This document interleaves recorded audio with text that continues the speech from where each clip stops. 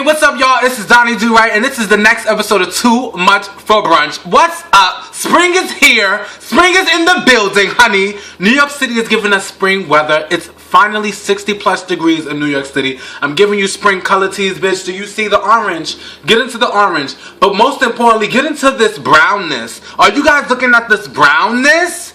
Oh, what? What?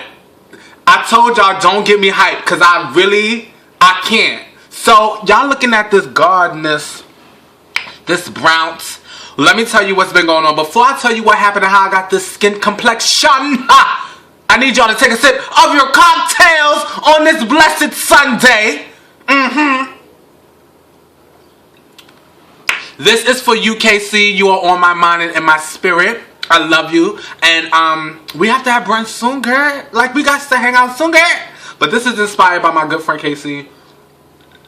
He loves some tequila sunrises. So, that's what I'm having today. Are we recording? Yeah, we recording. Sorry, y'all. So, let me tell you what happened with me and where I've been and why I got this brown amazing tan. So, actually, let me show you what I've been doing.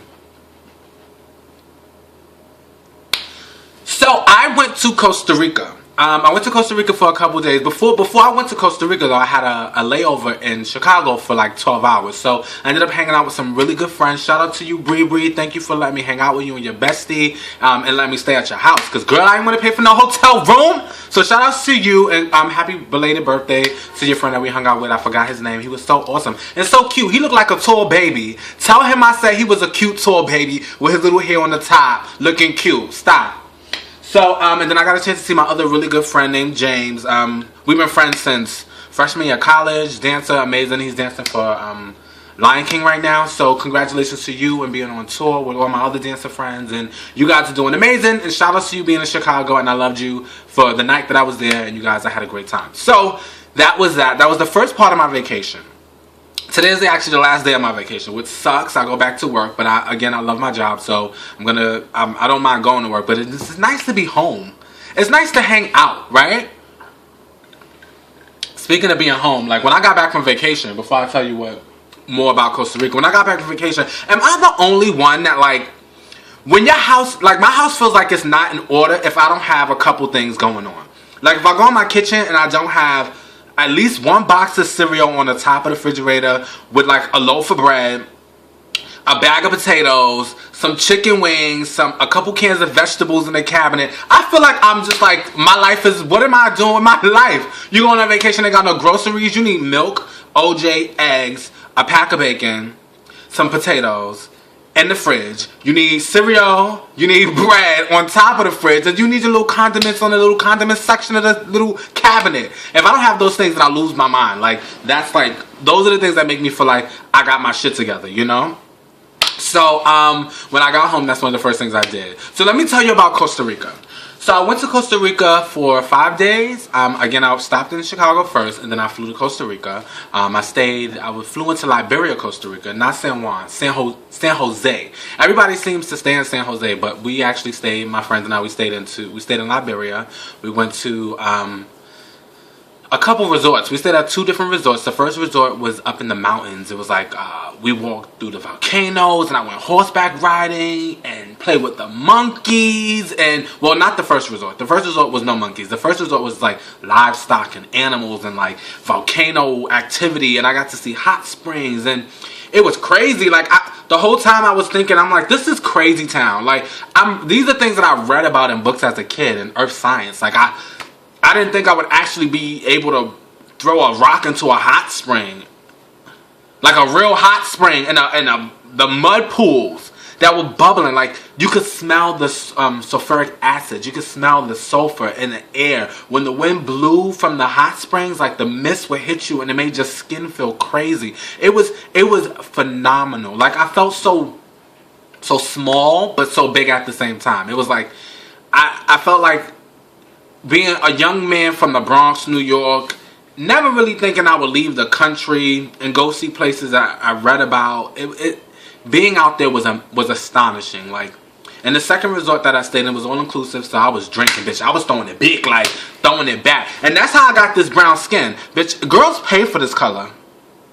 Girls pay for this, bitch. Get into no hyperpigmentation, honey. Look, I love vacationing because I'm one of those girls that I don't mind getting darker.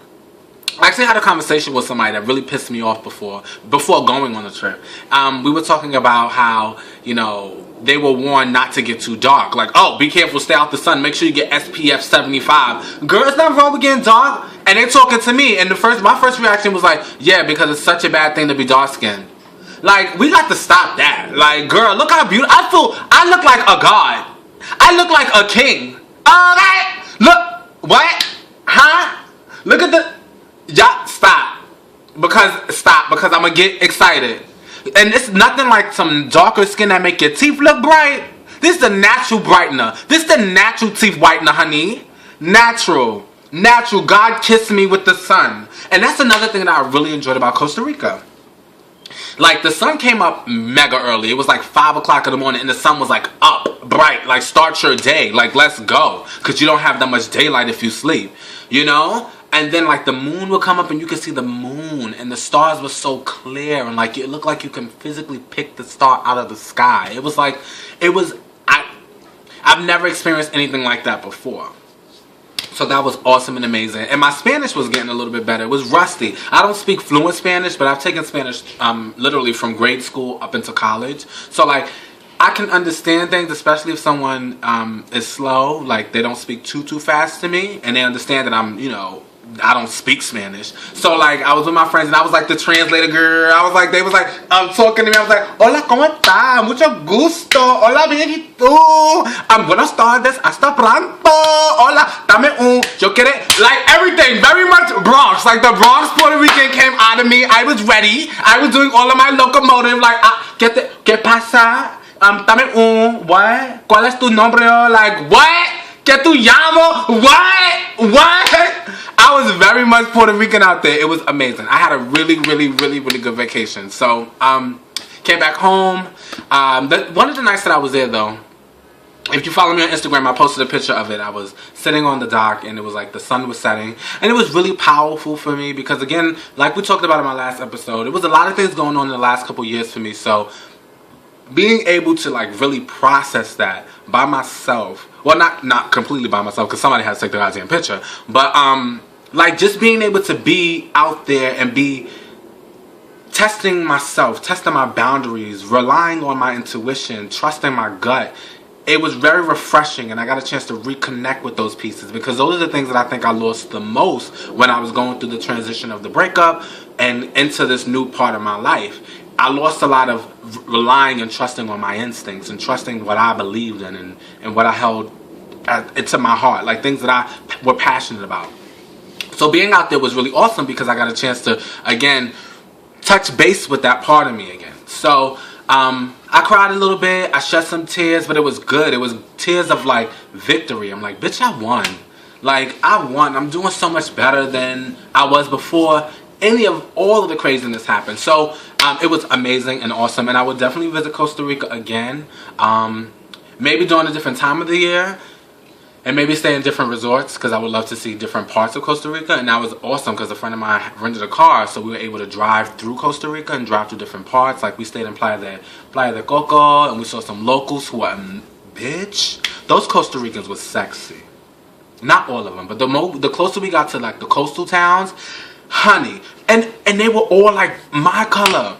Like, they all were kissed by nature, bitch. They was all dolled up in God's brownness. Like, they were so beautiful. And then, like, there was this one beachy guy who had, like, that Hawaiian color kind of hair where the sun had bleached it for him naturally.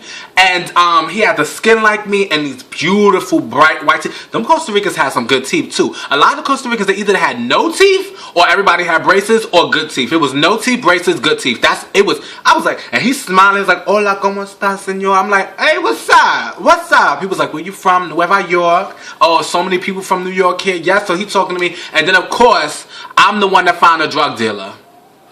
The one boy walked over to me, he's like, yo, I got that Molly. I'm sorry, Molly for what? Like, I don't do Molly, but I will take your number, and I will hang out with you later. Because he was mad fine, but, like, I don't want to hang out with no drug dealer. Like, I did, but I didn't. I wanted to hang out with him so he could show me other stuff, like show me where the hot spots was at. But I didn't really get to, you know, I'm in another country. Anybody trying to get back home. Okay, I wasn't trying to get caught up in no mess, locked up in customs for narcotics or nothing like that. So, didn't get his number, didn't hang out with him. But he was on my radar. But the people are beautiful. They were very sweet, and a lot of them thought I was funny because my Spanish was very Puerto Rican and very like American. So that was great. So that's what I've been doing in these last couple of weeks. I went on vacation, and yeah, so that was that. Again, Too Much for Brunch is not going to be an every week show like it initially was when we started this show. I just can't handle doing it for every week. I work 2 jobs. I have a part-time and I have a full-time that's very demanding. So some Sundays or some days during the week, I'm so tired and I don't want to film. So I'm going to come to you consistently, and I will be putting videos out. But I don't want to lie and say they're going to be out every week because I don't want to disappoint you all. So with that being said, I'm going to jump into some relationship advice. You guys actually been emailing me a lot, and I've been trying to keep up. And I know, Eric, I think your name is Eric. I'm going to reply to you personally because I wanted to really talk to you about what you emailed me. So I won't do it on this show. But we'll talk. I'm going to talk to you personally. I'm going to email you, and we're going to have a nice discussion about it. But moving forward, I'm going to jump right into this relationship advice. So I got an email from a young woman, and she sent me an email, and she said, and here it goes. So I'm gonna do two today. I think we have enough time. It's 11 minutes, so we have some time. So I've been dating this guy for like almost a year. When we first met, he told me his name. He told me a fake name. It just so happened that we share the same friend, and this friend told me his real name. Should I bring this to his attention? Should I let him know that I know? How do I approach the situation? Okay, so that's the first one, and then we'll jump into the second one. Alright, now, I don't know if this is really common for the heterosexual world, but in the gay culture, it's very common for people to give you fake names, especially if it's a hookup, and then after the hookup, you guys actually start talking, and you really like the person, or the sex was mad good, and you're like, bitch, I gotta get his name and number for real, because I need to stay in contact with him, because he could be my husband. So I'm giving out fake names. Shit, like, everybody don't need to know my real first name. My first name is very unique, and I'm from the Bronx, and there's not that many black people in the Bronx. So black with that name, you know exactly who I am. You're gonna get the fake name because you're not gonna get my real name. You're not gonna be telling everybody that you know me and that you've had sex with me. That's not what we're gonna do. So coming from, because this is a heterosexual situation, and I do think there's a difference. The norms are different in my mind. It may not be for some people, but for me it is. I think if it were me, because I'm gutsy and ballsy, I would mention that I know the real name. Or at the very least, I would ask him. I said, so I was talking to so-and-so, and your name came up. Or you came up in the discussion. Oh yeah, da-da-da-da, what happened? Well, listen, I mean, he mentioned a different name, and I wasn't really sure what that was about. And then let him tell you the story of why he told you a fake name or whatever. But I will tell you a personal story about me.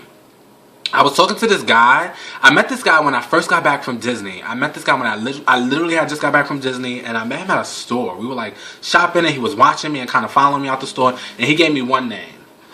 And we talked for like 2 years. I mean, we've had sex, we were dating, we like dated. He told me this name for mad long. And then I moved away and danced, and then came back and moved back and then came back.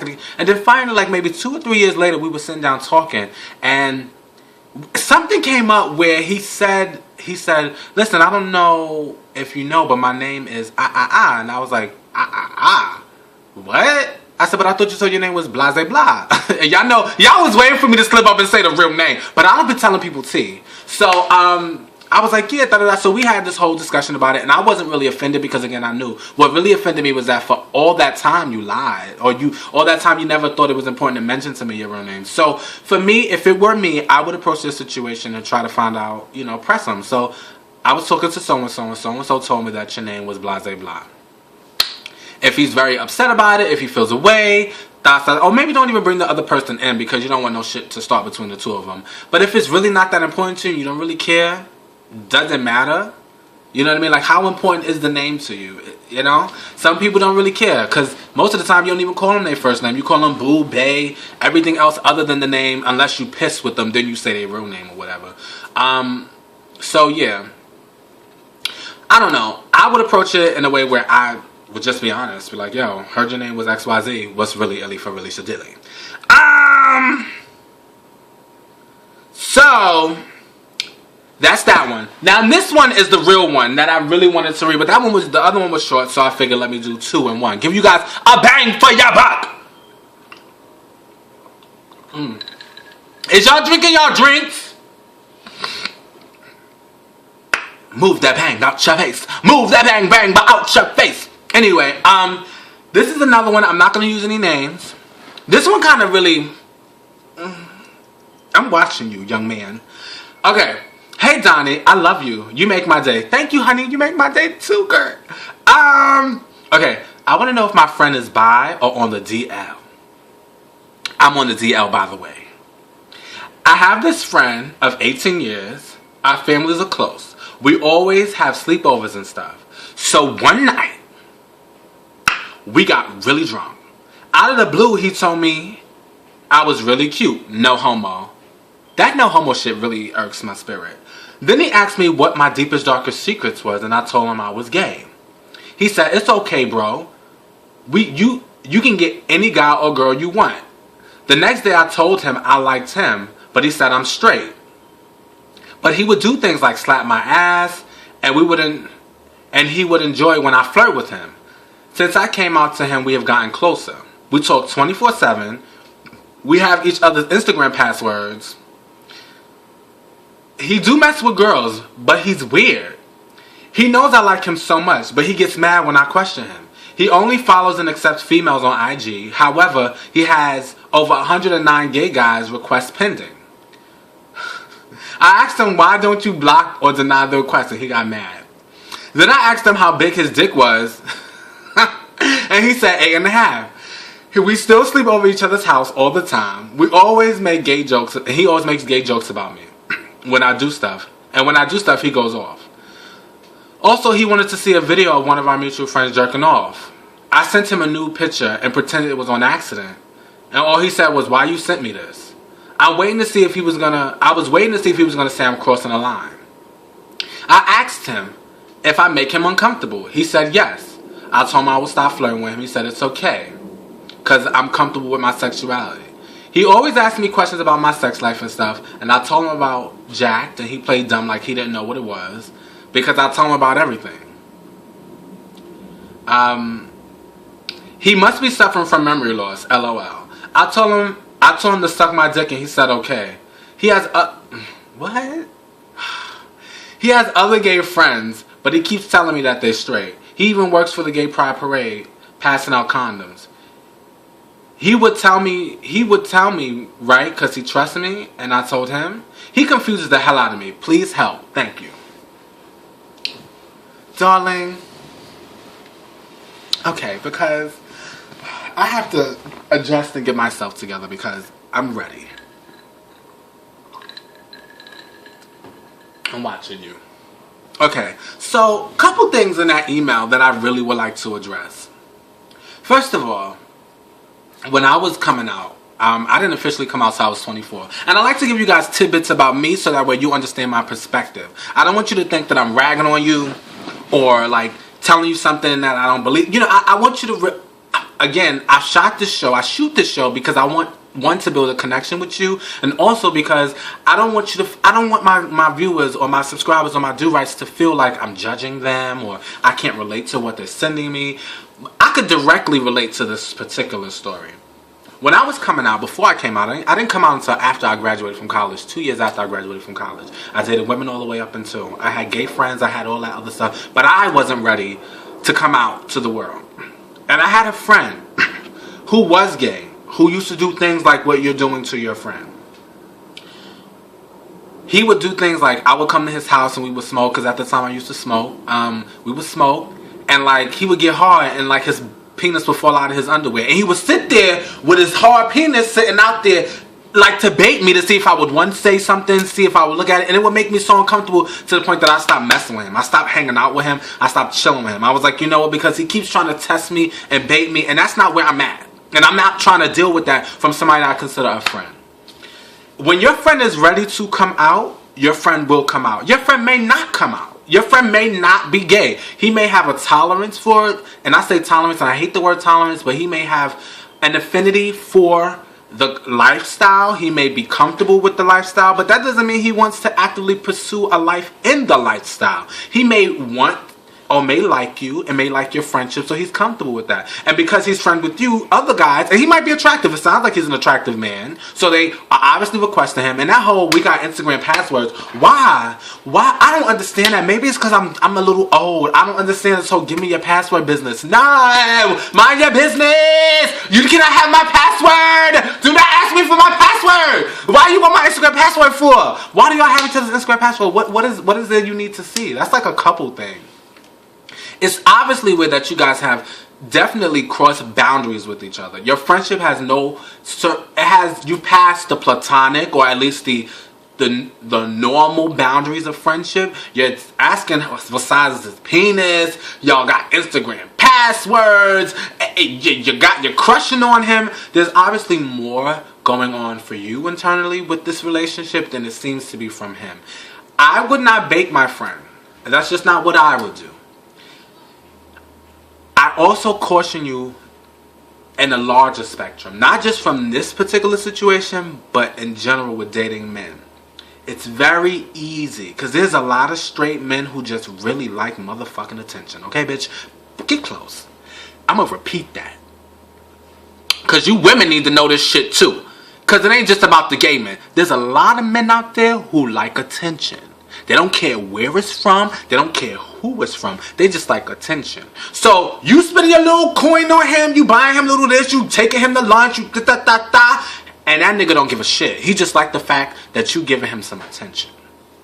He might be that kind of guy. He might like the idea of men liking him or people finding him desirable and want to do all these things. I mean, he might really like the fact that you want to know what size his dick is. He might really enjoy the idea of someone really liking him in that way, but not interested in actually pursuing you in that way.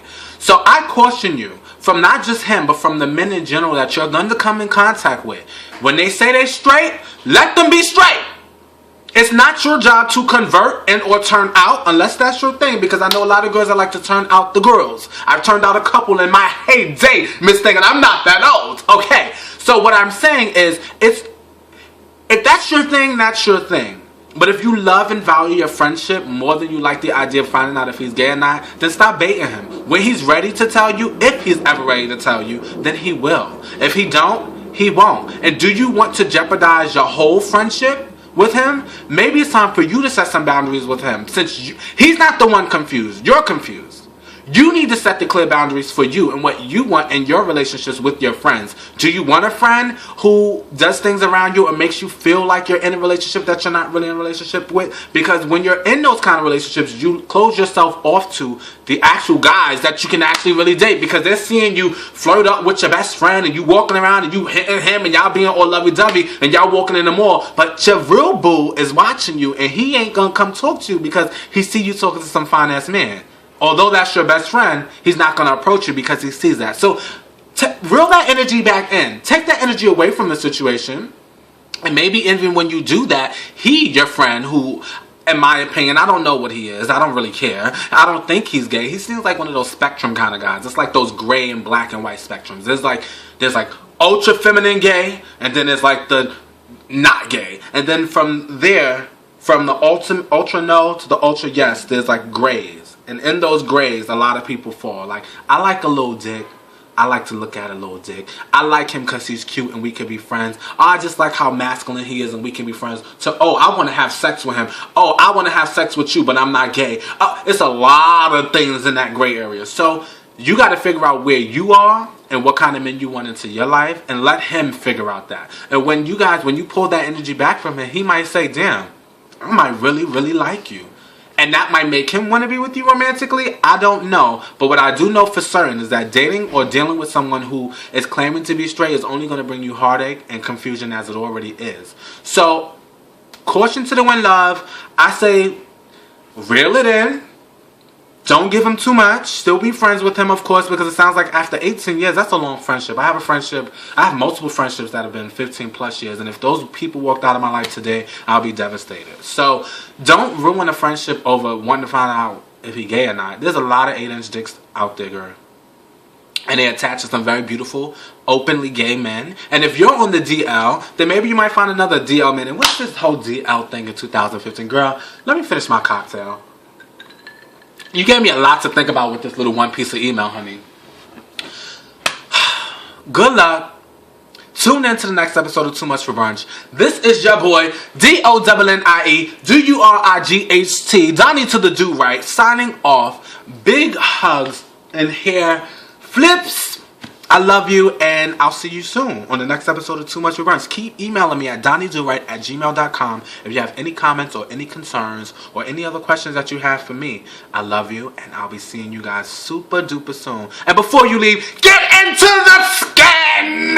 Come on, Costa Rica suntan. Come on, Kiss by the Moon. Come on, God. Come on. Come on, got me looking like a pharaoh. Look at that skin, bitch. Y'all just so... Now, only if he can kiss these eyebrows and give me a little bit more. Like, right over here. Just give me a little bit. Like, right there. Alright, bye, y'all. I love y'all. Peace